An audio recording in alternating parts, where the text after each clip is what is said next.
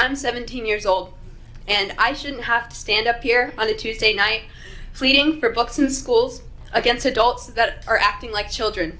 This leads me to ask exactly what is wrong with this book. Is it the fact that it sheds light on people of color and the struggles that they have faced living in America? Is it the fact that it discusses modern events that elementary age children have already been exposed to through TV, news, or elsewhere? Is it the fact that the book mentions the Black Lives Matter movement, a movement that gives hope and spreads love to a minority within our country and is certainly not a known terrorist organization as the complaint filer refers to it? This 17-year-old high school student gave a brilliant speech to counteract Book Banner's latest attempt to remove a novel from schools.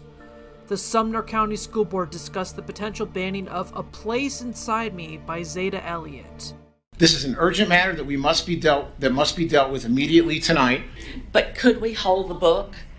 Just keep it off the shelf till we have the discussion and vote on the book. Point of order, we need to make sure that we don't have outbursts like that. We got a lot of emails from people that said that complained that there shouldn't be outbursts, and so I'd call point of order.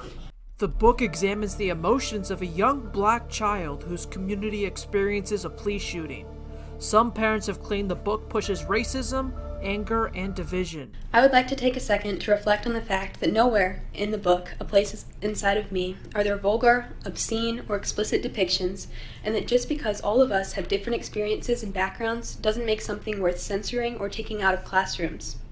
In fact, it should be just the opposite, because students should be exposed to different cultures and backgrounds early on in order to foster understanding and build connections with classmates.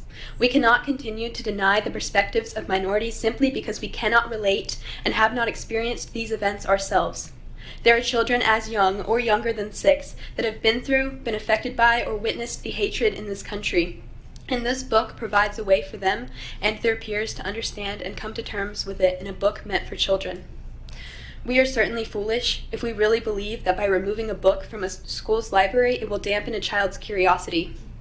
The author, Zeta Elliott, writes, "Sometimes the students themselves need to remind adults that the purpose of education is to invite, not prevent, the curiosity that can sometimes cause discomfort. I fear that soon it will be extremely difficult for marginalized communities in all levels of education to access books with diverse and inclusive themes and values."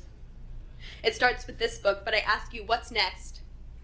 It's very difficult to grow up in a world without representation. As a queer woman, I definitely understand what it's like to grow up in a school or community that doesn't always provide access to differing narratives from minorities. I know what it's like to be curious. I know what it's like to have to seek information out for myself. Honestly, this lack of exposure was more harmful to me than helpful, and it created a lot of confusion later in life. Often in schools, it feels like we learn from a single perspective that limits the other perspectives of colored, disabled, queer, and disempowered people. The actual complaint reads, "There is nothing good about this book." However, this book portrays love, hope, unity, and forgiveness. These themes are quite the opposite of the, quote, book that promotes racism, anger, and division. With that said, I ask you to reflect on how exactly a book about unity, kindness, acceptance, and personal growth is in any way bad or promoting division. If we have reached a point in society where the mere mention of conflict or difference in schools is viewed as political, we have much bigger problems in this community than a children's book in a library. In the end, it comes down to your decision. A decision that will ultimately pave the way for future book banning decisions. A decision that will decide if children will have the ability to view the many perspectives of the world, and a decision that will affect the future generations that grow up in Sumner County. This is not a decision to ever be taken lightly, and I beg of you to show that an argument founded on white supremacy that attacks a book empowering different cultures will not be listened to or accepted in this community or our schools.